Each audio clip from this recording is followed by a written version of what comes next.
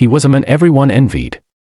The millionaire who owned glass towers, luxury cars, and estates so vast that guests often lost themselves in his gardens. But behind all that shine was a heart scarred with betrayal. He had been cheated once by a woman who claimed to love him, but when his health faltered, she left him without a second thought. Since that day, trust had become a stranger to him. So when he fell for another woman, a stunning beauty who seemed devoted, a shadow of doubt whispered in his mind. Did she love him for himself, or for the fortune attached to his name? To answer that question, he came up with a plan both cruel and desperate. One morning, after weeks of preparation, he staged a lie, that he had suffered a terrible accident. His legs, he said, were paralyzed. He would never walk again. He made sure the rumor spread not just in his mansion but across the city.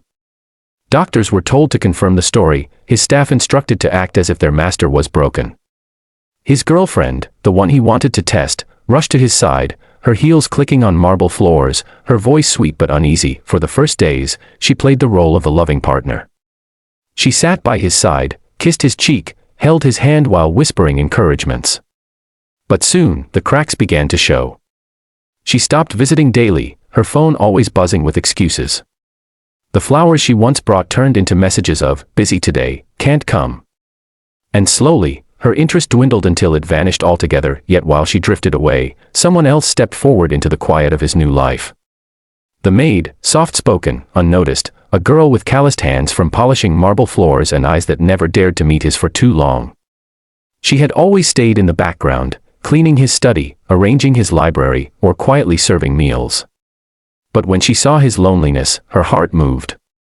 She began bringing him food herself, sitting by his side even when not asked, and talking to him about simple things, about the flowers blooming in the garden, the laughter of children on the street, the warmth of morning light. At first, he thought it was just duty. She was, after all, his maid, bound to serve. But her care had no price. She stayed late, long after her shift, sometimes falling asleep in a chair beside him. When his frustration boiled over, the anger of a man trapped in a chair, she didn't flinch. She calmed him, reminded him of hope, even wiped away tears he never thought anyone would see. One night, when the mansion had gone quiet, he watched her sitting across the room, sewing a torn uniform. There was a softness in her face, a patience so rare that it pierced him. She wasn't there because of his money.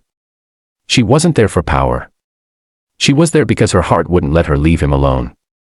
And for the first time, he wondered if true love had been hiding in plain sight. His girlfriend finally returned after weeks, stepping into the mansion in a designer dress, eyes sharp with annoyance. She complained about how exhausting it was to deal with a man who could no longer walk, how her life was being wasted. She didn't know he heard every word.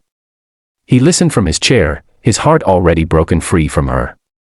She wanted the millionaire who ruled parties, not the men who now needed care but the maid. She brought life into his world. When storms raged outside, she lit candles and made tea, telling him stories from her village. When he felt weak, she pushed his chair into the garden, letting him feel the wind on his face. When loneliness clawed at him, she played music and danced clumsily just to make him smile. Slowly, he realized his plan to test his girlfriend had given him something far greater. It revealed the truth about love.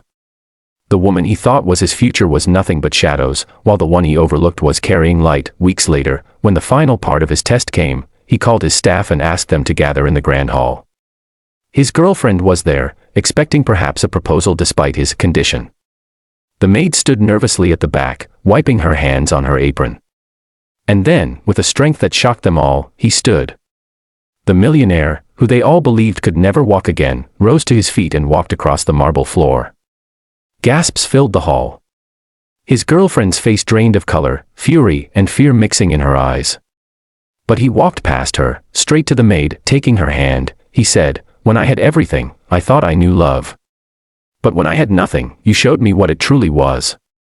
You are the one who never left." Tears welled in her eyes, her hand trembling in his. She couldn't believe the man she had quietly loved in silence was now choosing her in front of the world.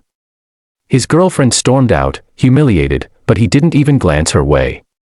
All that mattered was the woman who stayed when everyone else left. From that day, the millionaire's mansion was no longer cold.